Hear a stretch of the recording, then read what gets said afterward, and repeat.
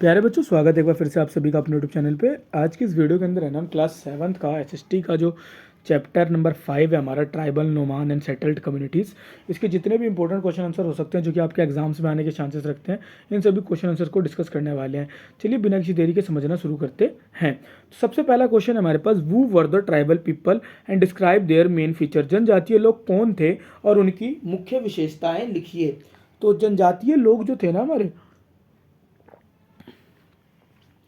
Tribal people were communities वो lived in forest. Tribal people वो communities थी, वे समुदाय थे जो जंगलों में रहा करते थे, हिल्स में रहा करते थे, एंड रिमोट एरियाज मतलब कि दूर दराज के क्षेत्रों में रहते थे। They depend on hunting, gathering, shifting, cultivation and animal rearing.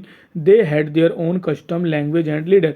वे लोग जो थे ना, शिकार करा करते थे, संग्रह करा करते थे, इकट्ठा करते थे, झूम खेती मतलब दूसरी दूसरी जगहों पर खेती करा करते थे, शिफ्टिंग कल्टिवेशन करा करते थे, पशुपालन पर निर्भर थे और उनकी अपनी परंपराएं, भाषाएं और नेता होते थे। अब जो इसके अंदर आपने देखा झूम कृषि या फिर शिफ्टिंग कल्टीवेशन, तो अगला क्वेश्चन ही यही है कि व्हाट इज शिफ्टिंग कल्टीवेशन। झूम या फिर स्थानांतरित खेती क्या होती है?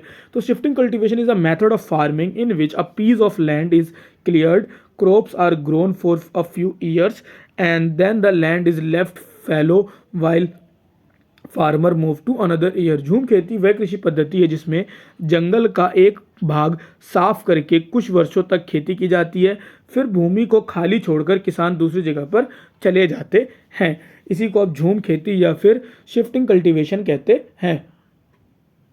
नेक्स्ट क्वेश्चन है आपके पास, how did British policy affect tribal life. British नीतियों ने जनजातीय जीवन को कैसे प्रभावित किया?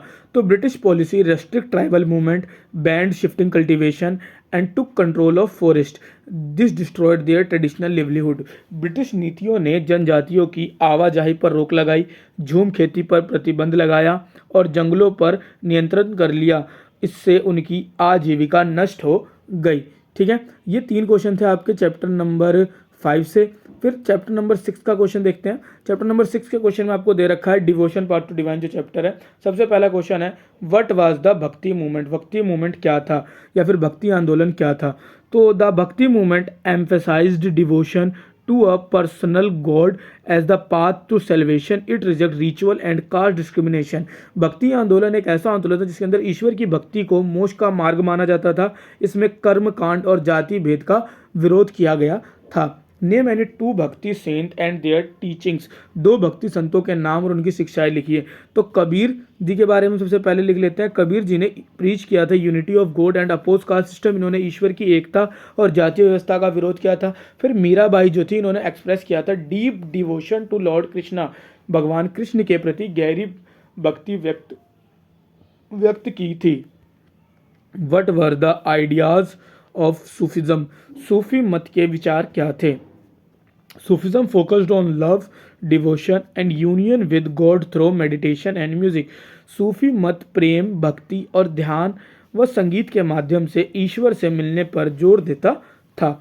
ठीक है, ये 3 क्वेश्चन हो जाएंगे आपके छठे चैप्टर से।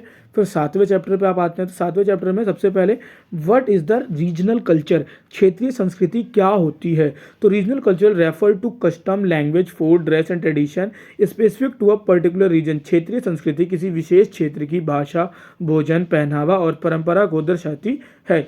How did regional languages grow. क्षेत्रीय भाषाओं का विकास कैसे हुआ? तो regional languages developed through folk traditions, literatures and royal patronage. लोक परंपराओं, साहित्य और राजाओं के संरक्षण में से क्षेत्रीय भाषाओं का विकास हुआ। What role did temple play in regional cultures. क्षेत्रीय संस्कृति में मंदिरों की क्या भूमिका थी?